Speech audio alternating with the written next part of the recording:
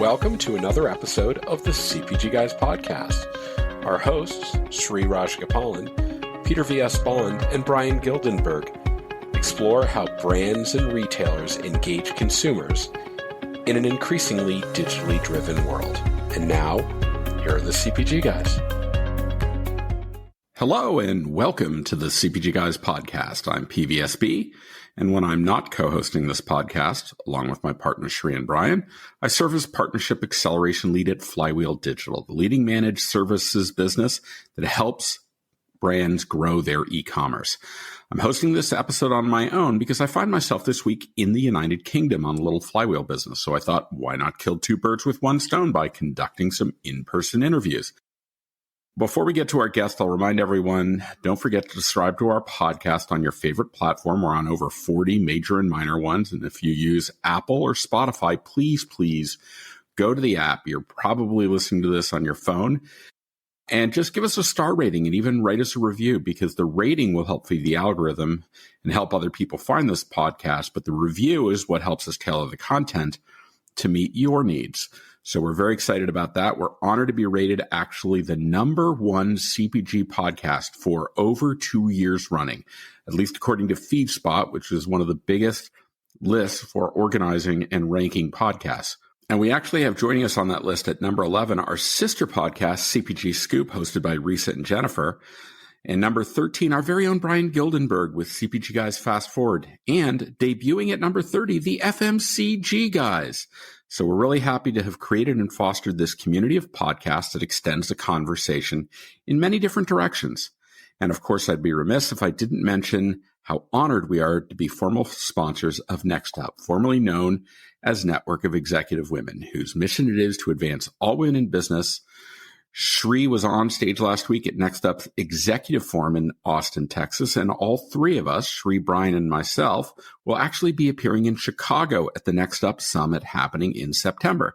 So if you're thinking about going to this event, please take a look at it. It should be a lot of fun, and we're excited. We'll be talking with a lot of people. We'll be recording some episodes while we're at the summit. Link to our podcast, our sister casts, and our landing page on Next Up may be found in the digital liner notes of this episode. So let's get to our guest. Speaking of which, I met him earlier this year at Shop Talk Europe, where he appeared on stage talking about the incredible growth of retail media and how brands are leveraging this explosive channel to engage consumers in more meaningful ways. Our guest joined the Coca-Cola organization in 2006, working his way up to the bottling organization, starting as a business planning controller. That sounds very financial in nature. And into shopper marketing and customer account management, working with iconic retailers here in the UK, like Waitrose and Sainsbury. A decade ago, he entered the digital realm, one of the first people to do so on the CPG side, trying to drive all phases of the path to purchase for consumers buying Coca-Cola products. In 2015, he assumed the role as Global Customer Director for Walmart International as part of the Coca-Cola company, now moving over to the parent from the bottler. And 2 years ago, he was promoted to Vice President, Global Omnichannel Commercial Strategy. Please join me in welcoming to the podcast, Simon Miles. Simon, hello, how are you? I'm great. Thanks. It's so good to see you. Thanks for having me on. I know it's been a long time of having Coca-Cola on this podcast. I always credit the success of CPG Guys to a degree to the very first Coca-Cola guest that came on. He's no longer with Coca-Cola, but John Mount came on, and I was begging him to be a guest. And it was so funny. He said to me, Peter, I'm really trying to get Coke's corporate communications to approve you, but they have no idea who you are. And I said, yeah, they haven't heard of us yet. And that's why I need your help, John. And I'm going to call in that IOU. Remember how I helped you build a plan to get Dasani Case Pack relisted in Kroger after the bidding war that took place with the competitors? He goes, yeah, I remember. I said, okay, I'm calling in my IOU. And he says, fine, I'll go to bat for you. And he did. And he got them to approve us. And that ultimately led to our next guest from Coca-Cola, Brian Sappington. And more recently, though not nearly recently enough, we had Joe Davis, who has since left the organization, was leading e-commerce in North America. And so you're the fourth person from Coca-Cola, but I know it's going to be our best conversation to date. Fantastic. Big shoes to fill, but absolute pleasure to be here. Well, that's because I think Brian has like a size 13. Right? So, yeah, that's true. I appreciate you making time during my visit here to London to sit down and have a chat with me. Before we get to the questions I prepared, why don't you please give us a description of what your team does at Coca-Cola and what your mission is? Yeah, I mean, I've got one of the longest job titles, I think, anyone, right? Yeah, if you get paid by the letter, then that's that's perfect. These giant business cards. But so I lead the work. I'm part of the global customer and commercial leadership function at Coca-Cola, looking after our omnichannel customers. So that means I work with the obvious candidates like Walmart, Amazon, Carrefour, Tesco, and many others. And we have a small team. We don't just focus on the retail guys. We also look after food service aggregators and quick commerce players and wholesale business as well as they digitize. So really any of our customers who are building a big digital partner business as well as their sort of stores.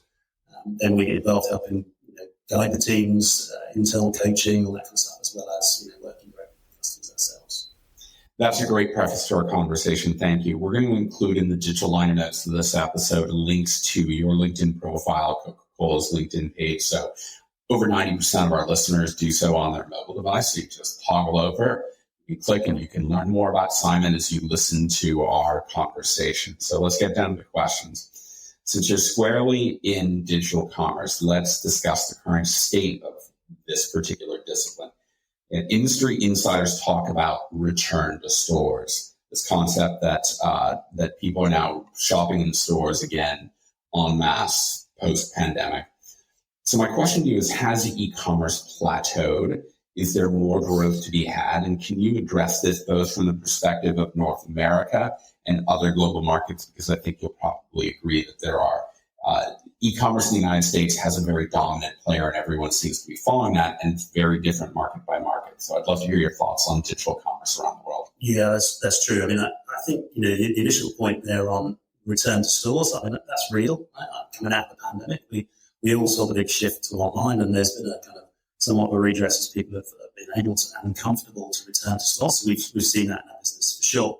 But I don't know about you, Peter. I never subscribed to the view that, it was the death of the store. I never saw that as the future anyway. And so what we're seeing now is that balance coming through with a bigger chunk of the business being more digitally enabled and digitally focused on e-commerce.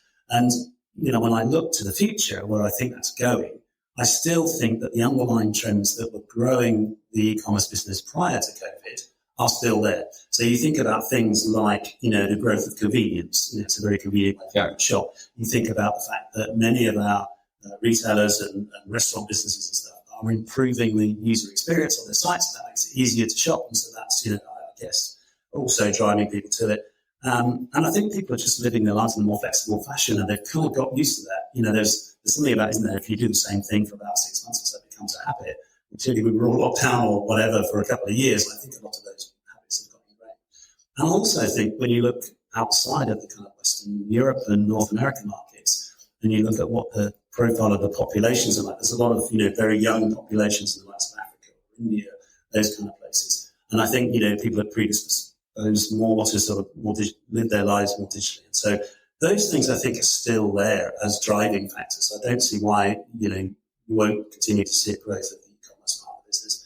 And certainly when we look at some of the forecasts that come out and we look at different regions of the world, whilst the Western markets, if you want to call them that, the growth is slower than we've seen in the last few years, you're still seeing rapid growth in ASEAN, in LATAM, in India, and Africa, those kind of regions of the world is powering on. So, I think it's still in a good place in terms of the e-commerce part of the equation. Yeah, I think that too often there's a tendency to think in absolutes, that once you're e-commerce, that's all you do.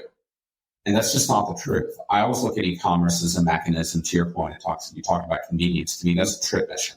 Yeah. So there are elements where I'm going to use e-commerce for particular trip missions, and other ones where if I'm doing a stock up and I've got forethought to what I'm trying to shop for, I'm going to do that. But even as we learned, I saw some really interesting data from Target saying that about 25 to 35% of their curbside transactions also include people then going into the store, which is why I talked about this in the prior podcast. If you went and looked at the parking lot of a Target in the United States a year ago, they had 10 spots or 6 spots for curbside. They now have 20. And why do they do that? Because if the price you pay to have a consumer come, and they love parking because it's a little closer to the store, they don't have to park way in the back of the lot. And I'm going to give them a spot where they can do their curbside and then leave their car there and go in and do some more shopping. Why would I not do that? Like, what's it cost me? The effort to paint stripes on the tarmac? I mean, it's crazy. I think that's exactly right. I think the other factor is, it varied widely by category. Certain categories clearly lend themselves more to an in-store experience. Yeah. So, and particularly if you think about grocery, the fresh produce, people want to touch and feel and smell and that kind of stuff. So that is easier to think about as a in-person, in physical store shop. Whereas other categories, you may be very happy just to take the regular products, cleaning products and stuff like that. So I think it will vary by category too. So let's talk about the importance of omnichannel retailers to Coca-Cola in particular. How does Coca-Cola seek to support their digital customer engagement journey through capabilities and such? Like, what do you bring to the table, and how is Coca-Cola helping to make shopping ultimately easier for consumers in an omnichannel world? Yeah, so, first thing to say, there are of huge importance to us, our omnichannel customers. It's still the majority of the business, if you're in a developed market, would be in omnichannel customers. And essentially, for us, our mission is to want to be the best partners for our retail customers, whether they're large or small, actually.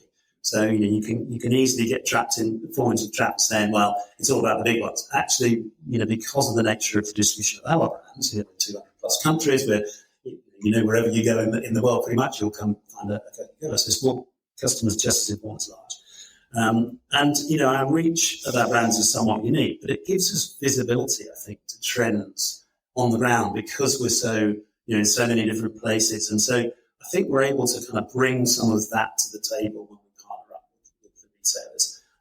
And for us, it's all about value creation together. So how do we, bring our insight from, our kind of reach across the globe to say, hey, we've spotted this is emerging. We should think about this. There's probably something we can learn from this market to this one. And we bring all of that sort of thinking to the table. But I think increasingly, where we are now, where we're moving to, data is a really central part of that. So we're obviously sitting on lots and lots of data as a data-driven organisation, as our retail partners are increasingly. And the power of putting those two things together is phenomenal. And so, we're trying to understand how we use data to really think end-to-end for our shoppers. So, the part of purchase that we were just discussing, it can be all manner of things. It's curbside pickup, it's in-store, it's online, it's all these different things. And so, what we need to do is try and think, how do we give the shopper the best experience we can of all that? Whichever way they want to go, then we want to show up there. And so we're bringing our insights around things like digital shelf content, around inspiring by occasions, just trying to maximize stuff to show up in that shopper's life the way they want. I think about so many creative things that Coca-Cola has done, talking about both technology and insights. I think about the Coca-Cola machine that if you hugged it in a particular way, it would give you a free soda. What a great viral marketing. Yeah. I remember when Freestyle was introduced. So this is the food service design your own beverage. A lot of people thought, oh, what a great novelty.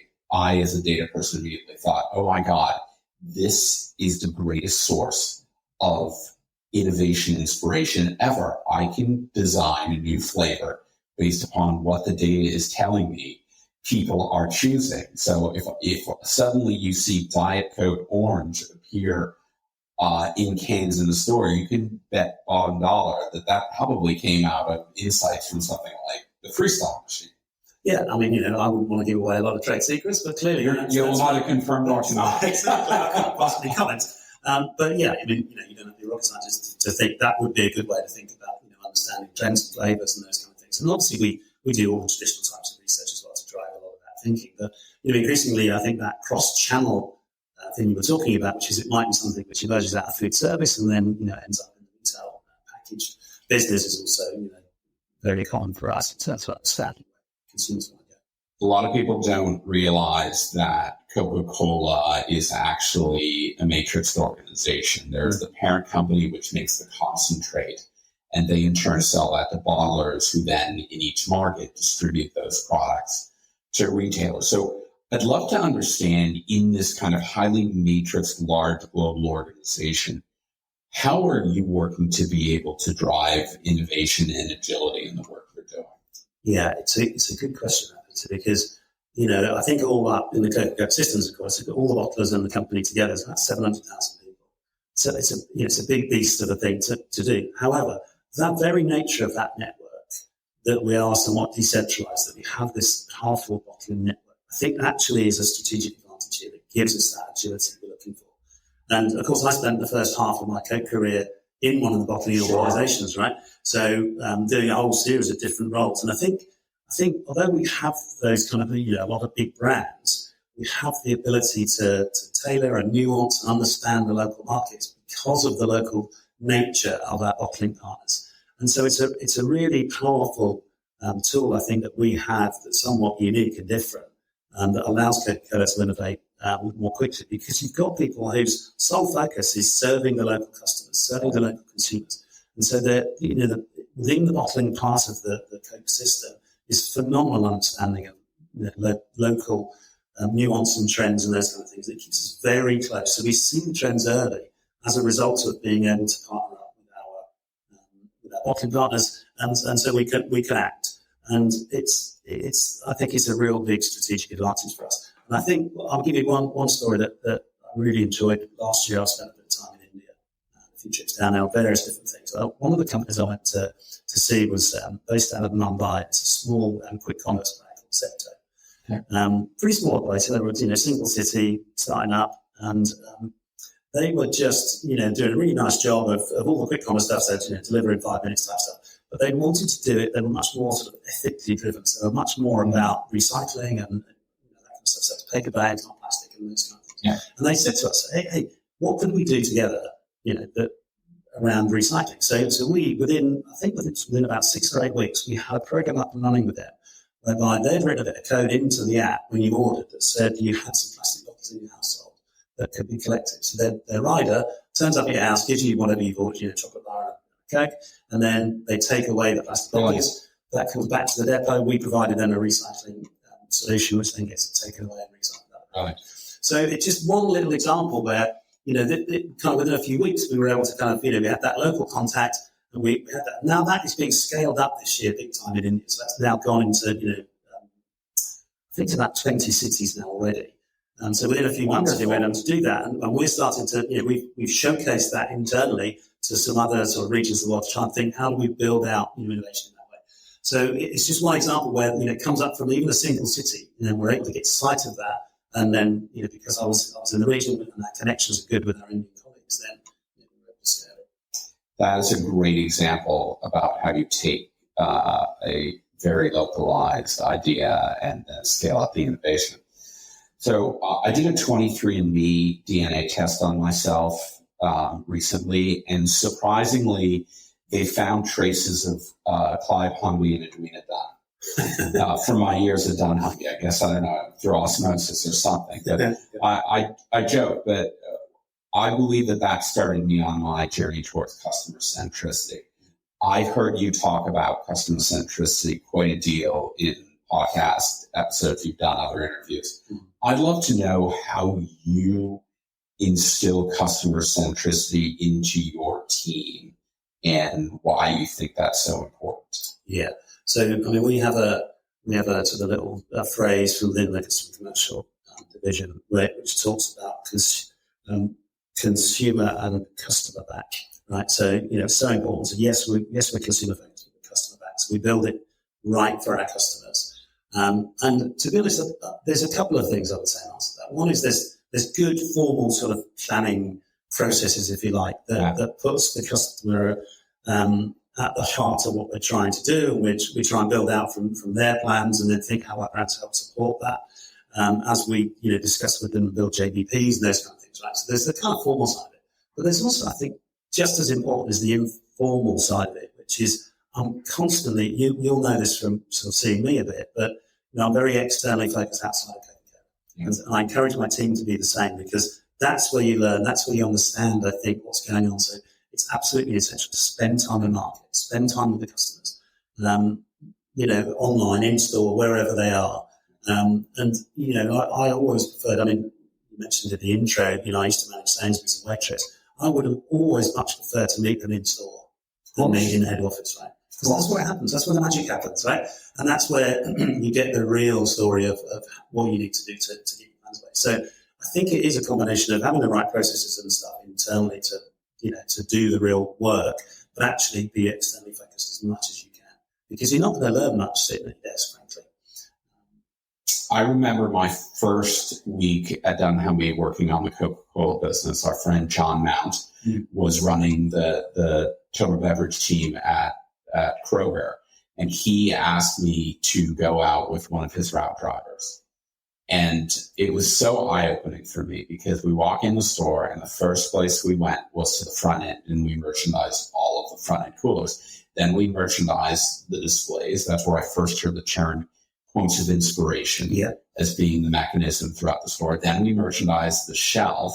And then before we left, we went back to the front end and we re-merchandised, because if we could fill in 4 or 5 bottles that had been consumed in the 2 hours we were in the store, understanding that the margin for both the retailer and Coca-Cola was much more centered on the front end as impulse purchase than it is with the rest of the pack size, that helped me set the tone for how I needed to focus my insights to support the broader goals of the Coca-Cola organization. I agree with you. You have to be passionate about understanding who your customers are.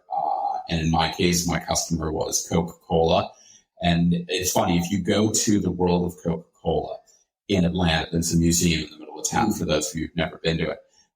The second floor has all of these rooms full of paraphernalia of Coca-Cola. You will find a collection of about 20 iPhone covers for each different brand within the Coca-Cola family. Those are mine.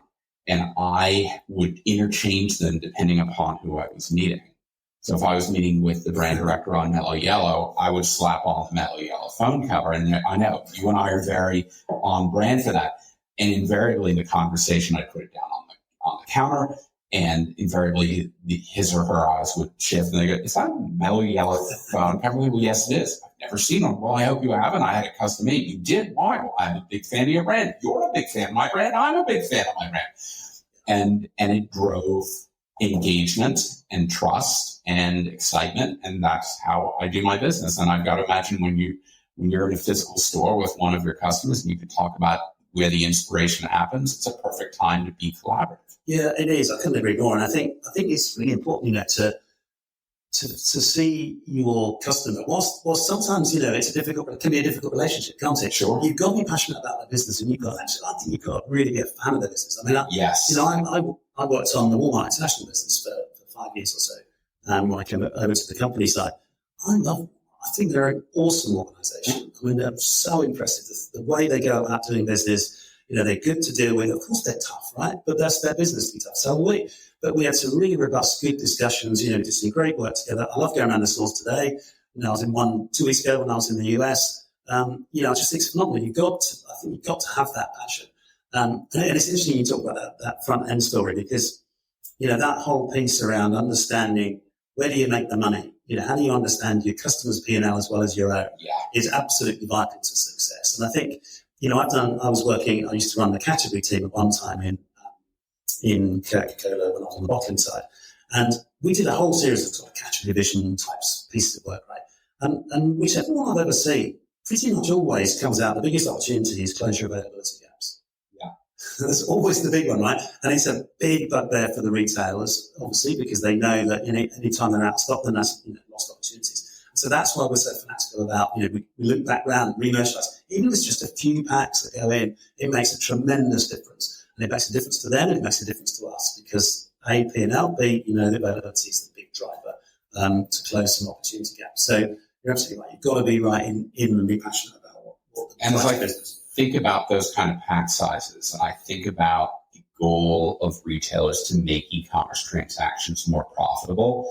The opportunity to add margin-rich products to the order in a very frictionless way is an aspiration that I know the retailers probably have, and I'm sure you are trying to figure out how to support that as well. So I think what Target's done with having you can order your Starbucks coffee as you're pulling up, or when you offer recipes to people, that you make sure that you're highly promoting the spices that are part of the recipe. Why? Because spices are a very margin-rich item for retail, and they can turn an unprofitable basket into a profitable basket. So figuring out ways to do that, particularly with things like single serve in beverages, is a great way to be able to do that. I want to remind everybody that today I have the pleasure of speaking with Simon Miles from the Coca-Cola Company. We are having a great conversation here. I want to turn it to our favorite topic, because I heard you speak at length about this at Shop Talk Europe, and of course I'm talking about retail media. It's an explosive channel for brands to engage with consumers in a meaningful way. I'd love to hear from you, what makes it so interesting for brands like Coca-Cola, and what will ultimately drive the growth of investment from your company standpoint against these emerging platforms? Yeah, it's a huge, big talking point right now. I often find myself talking on this topic. I think what I go back to is there was a really good piece of work which came out of the University of Arkansas. Actually, they released a white paper last fall. A great one. It was it was really informative, and it really helped us to think through some of the challenges in the landscape. And the first part of that paper talked about the promise of retail media networks. And I think, for us, and I think most people kind of can intuitively get what the promise is, and it's kind of win-win-win, right? So if all this works out, then what happens is consumers will get a much better positioning.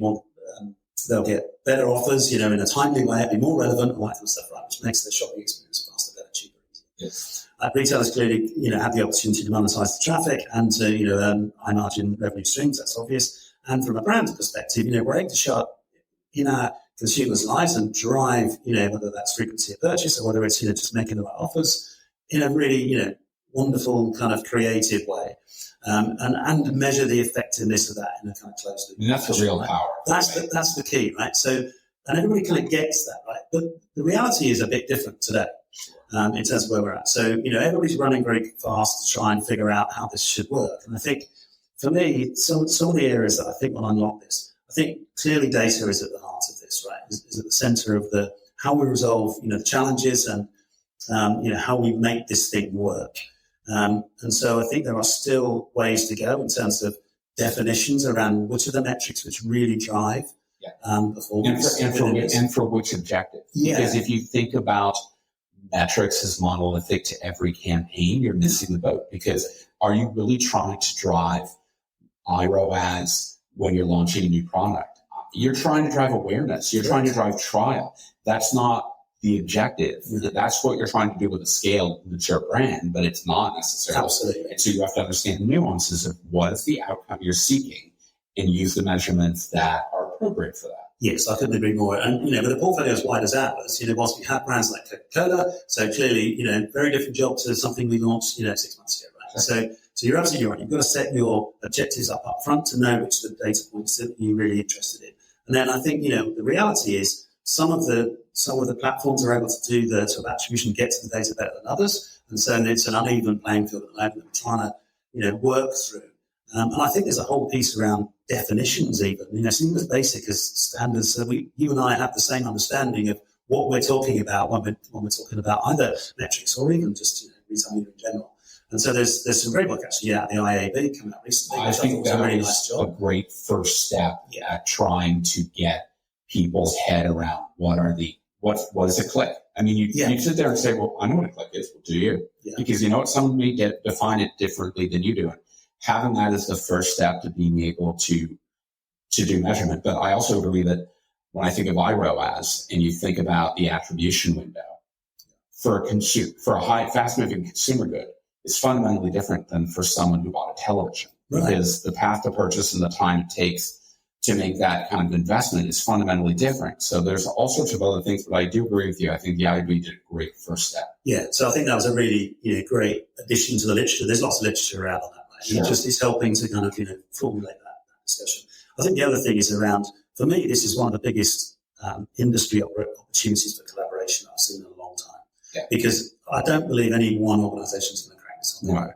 And so, and when I say collaboration, I mean, within organizations where we know there are lots of silos that are difficult to overcome, and you've got this new world where you've got marketing and media and commercial and shop marketing and all the rest trying to kind of, come together. Same thing, by the way, on the retailer side. And then you've got retailer supplier collaboration. Who needs to be in the room? How do we have those conversations? What does it mean for JDPs? All that stuff. And then agencies too, right? Your agency relationship and how that plays out. So it's a big challenge from a collaboration point of view. But I think in the end, it'll come down to the core being, how we work together as an industry, how we set our standards and definitions, how we, judge the right data points and the media metrics. But almost the bigger prize in some ways is how does that in the end drive basket spend? Yeah. Right? Because ultimately that's what the retailers will want, right? So yes, of course they're getting, revenue in, but ultimately, sustainable growth will come through as well for us, influencing basket incidents on some of our bigger brands is a huge prize, which is worth investing in. So you've got to think, somewhat differently. It's not just it's a media play, or it's not just a commercial play. It's a combination of both. I mean, I totally understand why retailers are getting into retail media. When grocers have operated for 100 plus years on a net 2% margin basis, and suddenly you're presented with retail media that is a much more rich margin structure. Like, yes, I want to do that. The question is, do I have something that is compelling and do I have the scale?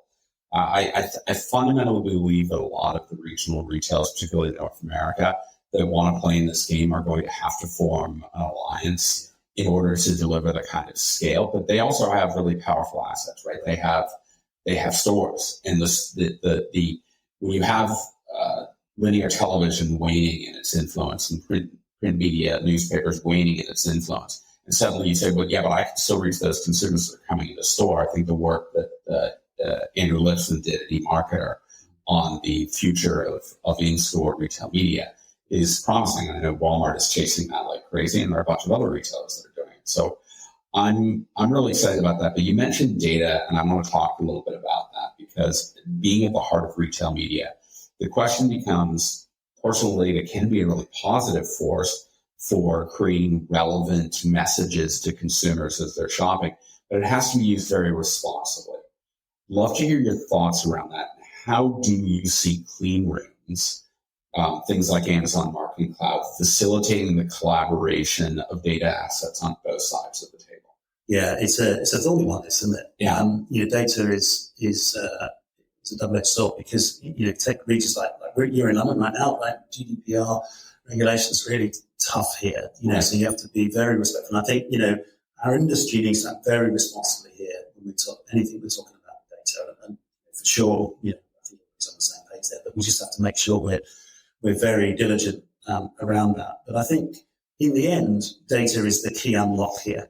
That, if we can get ourselves to a place where we are utilizing data to measure the objectives, measure the effectiveness of what we're doing in a closed loop fashion, I think that will drive the investment that we all kind of believe can be made, but frankly won't be made if we don't see it. Because that's the other side of it. We're all seeing these fantastic forecasts of, wow, this is going to be, it's a $100 billion industry now, it's going to be 160 in 4 or 5 years' time.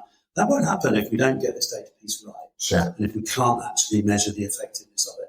And so I do think, this responsible way of doing it through the likes of clean rooms, I think is absolutely vital to say we need to come together so that we can genuinely measure the effectiveness of that. So it does support the collaboration thing. The data is a core element of that. But I think as we were sort of saying earlier, I think you've got the data at the middle, but I think you've got the objective setting at the top end, which is absolutely crucial. And then the state of your relationship, because you've got to be pretty transparent and open. And that's not always easy. This is a new area. People aren't used to kind of sharing lots of stuff. And whilst, clean rooms are a good facilitator of that in a safe way, that's, I think, one of the key things that we all need to kind of move towards. Because if we don't get that, I can see there's going to be a kind of a point at which we go, well, we've been at this a couple of years. What are we actually getting for this investment?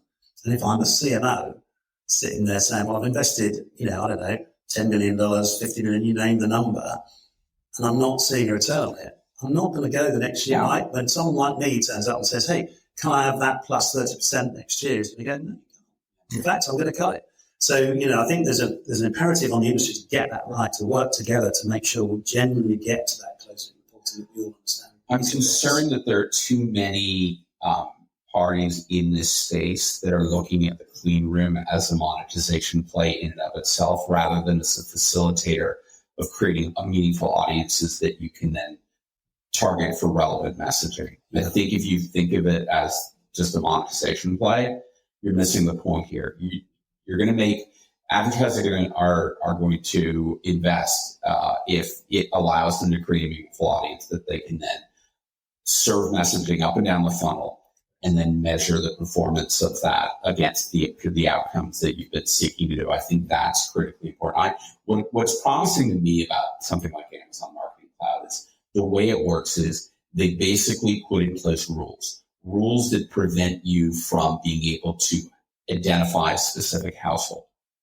With those rules in place, absent your ability to do that, your ability to build an audience using behavioral profiles. I want someone who shopped like this, the most creative way you can possibly think. You're only limited by your imagination.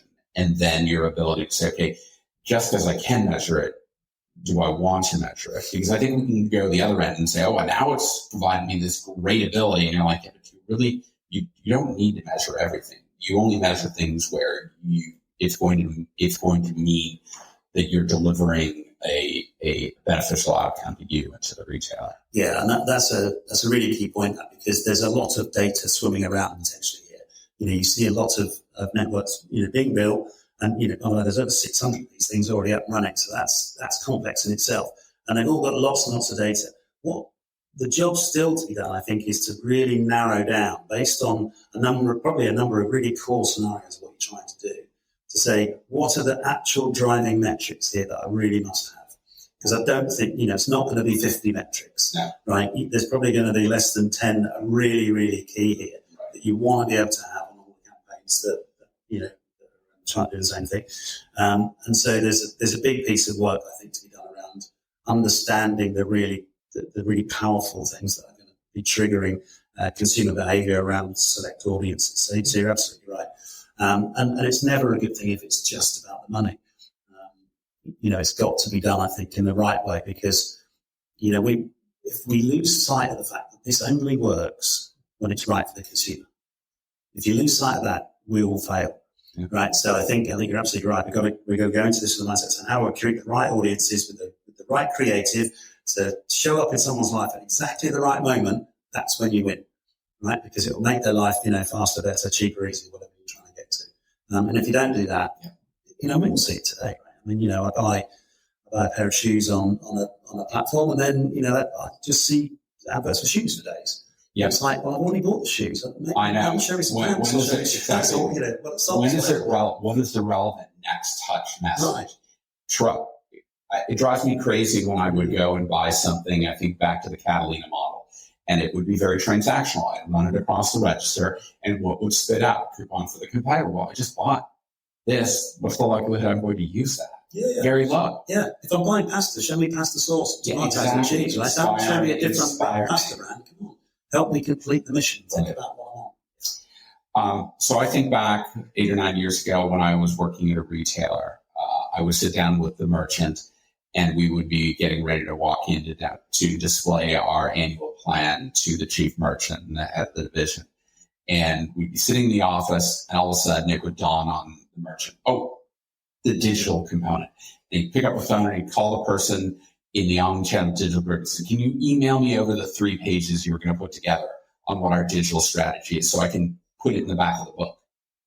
And that was the level of integration and thought that went into the digital component. So my question to you is, how is Coca-Cola evolving how it collaborates with retail customers around digital? And is digital a core component of joint business plans? And how do you make it such, and why is it important to do so? Yeah, I mean, in short, yes, it is. I also was recognizing exactly what you described. Yeah. When I used to run the digital team in the UK, it was the afterthought. It was the add-on. Well, I have to have it to check the box. And to a degree, I think COVID changed a lot of people's thinking around that, right? And suddenly it became so important.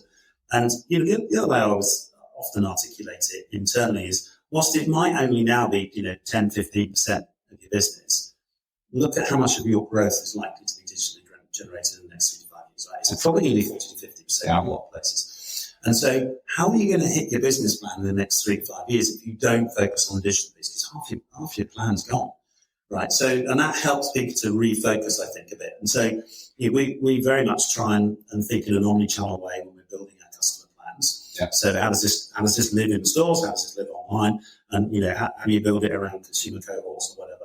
And so we're trying to be much more kind of strategic about it, I guess, than we probably have been in the past. I was talking to someone the other day, and he used a phrase which I really liked, which was he talked about how do I bring all of my company to all of yours? So what he was talking about was it's not just the key account man and the merchant. It's now how do we bring the marketing part? How do we bring sustainability? How do we bring our supply chain in? There's a lot more going on now, and clearly digital is part of that. And so that broader basis for the kind of discussions between retailers and suppliers, I think is accelerating and becoming more common. Not just, I think, between the bigger players, but it has to be part of, how everybody does. Because everything's interlinked now. You can't really, it's so hard to separate it. And, I think just retail media networks have just accelerated that again, where, suddenly you've got all the marketing folks wanting to have that discussion, and it potentially is a big part of the investment you make in a particular retailer. And so it has to be part of that discussion.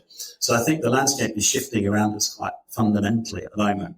And so, digital is only one element of our broader discussion base that we have. We build into our plans with our customers as much as possible. I tell every retailer that I come in contact with that's around retail media is that you have to understand the paradigm has shifted. For 100 plus years, it's been manufacturers trying to sell their product to you. And they're successful because they show up at the door and they have all the people there to help sell those products. If you as a retailer think that you can just sit in your home office and sell retail media to manufacturers, and your goal is to particularly access budgets that here until now have not been accessible to you, think brand building budgets, you're missing the boat. Like, get on an airplane and fly to Atlanta, fly to Cincinnati, fly to where these manufacturers are, because you're going to get 100 people from 100 different brands, all with their own little budgets, listening to what you have to talk about. And that's going to drive a lot more collaboration than you saying, I want you to come into my home office so I can sell you retail media. But you know what you're going to get? You're going to get the same 6 people that are located down the street. Maybe you'll get 1 or 2 people from HQ, but you're not going to have the near influence that you have. So when I think about collaboration, you have to think of yourselves, I say to retailers, as you're trying to sell a solution, and you've got to get out and influence as many people as possible. And just talking to the same people that you're used to talking to isn't going to move the needle in a significant way. No, I agree with that. I think that's right. And I think, the other thing is, companies like ours here, we buy a lot of media. Yeah. Right. So we've got standards and ways that happens that now. You need to learn about that. There's a lot of choices, as a retailer, right? You need to understand what their choices are and how they make those decisions. Exactly. And it has to stand up against the alternatives. Right? If you're a brand manager and you've got $100 to spend, you've got a lot of places you can put that money, today already. And now you've got 600 media networks from retailers that have popped up that also are in the landscape. So you're all competing, but you're competing against Facebook and Google and television and outdoor and all the rest of it, right? So you're right. There is a job to be done in terms of how you position that product proposition to be better. And clearly, one of the advantages is proximity to point of purchase and closed loop reporting. So if I was, on the other side of the fence, that's where I'd be going heavy on proof of that and partnering up to do that. But you're right. That sort of balance of power, if you like, over time, I think is shifting. And it's a good thing. I think, there's huge opportunities on both sides, which I'm very positive about where that can go as an industry. I think it's a really good thing. My last question to you was somewhat future looking, but it's also very timely. I think when I was with you at Shop Talk Europe, playing Shop Talk Bingo, if you had on your card ChatGPT, you won big because it was the topic of every conversation, as it has been at every other conference I've been to this year. So I want to talk about what you see as the transformational impact of artificial intelligence on particularly how we perform search. Because I think there are a lot of implications. I'd love to hear your thoughts on this. Yeah, it was easy to play buzzword bingo, wasn't it? Sure was. Some of those things, and ChatGPT and Gen AI always come up pretty high at the minute. I mean, for me, the first thing I'll say, it's early days, right, for all of us. Sure.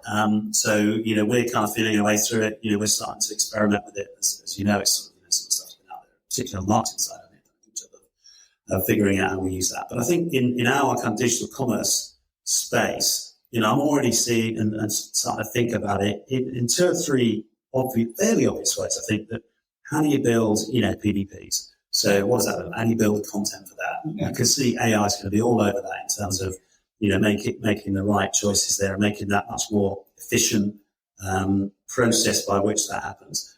And I think you're going to look at the likes of, say, Carrefour or Instacart, around basket building. So, put, ChatGPT type or Gen AI capability into the search so that instead of forcing me to go around the store to look at all this stuff when I'm building a basket, you just describe what you want. I've got a household of 4 people, I've got 2 kids, I need 5 lunch boxes for school, I've got, party parade on Sunday night, build me a basket. Yeah. And so, I think that's where we're going to see that coming in. I think that's really interesting in terms of how easy that potentially can be from a shopper, which is why I really think it'll stick. Because I think if we get to the point at which it's really enhancing the shopper's way that they shop online in particular, because if you roll back a minute, right, you think about how online grocery shopping has evolved. I've been in this space quite a while, and I think that's the early days when I was starting to get involved. It was almost like retailers had no choice but to build a website based on the floor plan of the supermarket. Right. And they said, okay, so we'll put that on the screen. And then maybe you'd go up and down all the aisles. Now, who thought that was a good idea, right?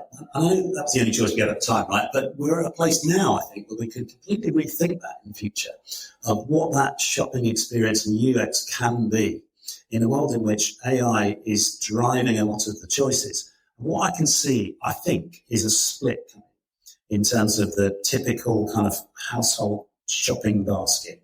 And there are a bunch of categories, I think, like, I don't know, if you've got young kids in the household, diapers, you sure as heck don't want to run out of them. You don't waste a lot of time thinking about shopping for them, right? Household cleaning products, all those kind of categories that you just know you need regular usage, right? Why can't we just have that as an automated replenishment, right?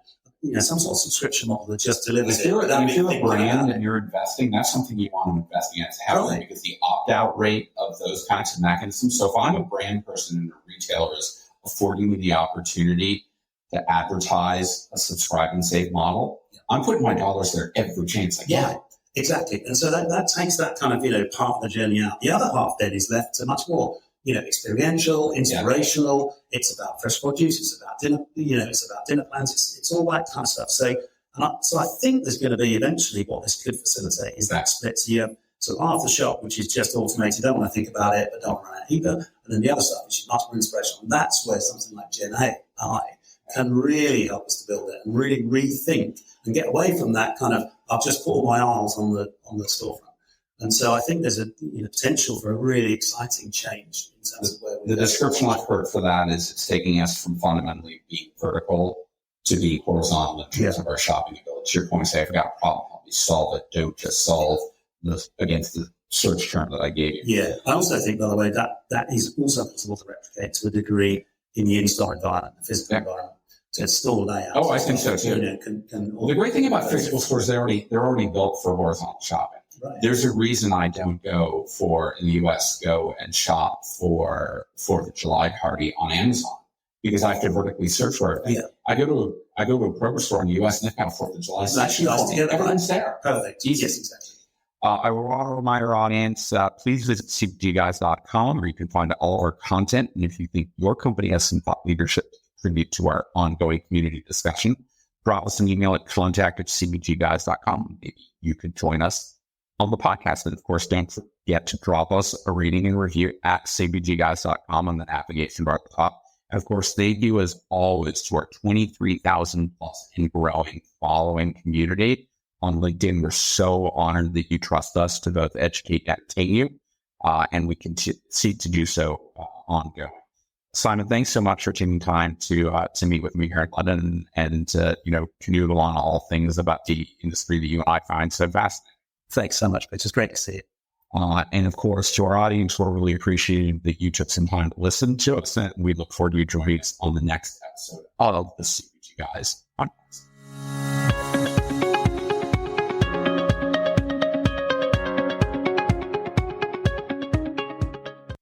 The content in this podcast episode is provided for general informational purposes only. By listening to our episode, you understand that no information contained in this episode should be construed as advice from CPG Guys LLC or the individual author, hosts, or guests, nor is it intended to be a substitute for research on any subject matter. Reference to any specific product or entity does not constitute an endorsement or recommendation by CPG Guys LLC.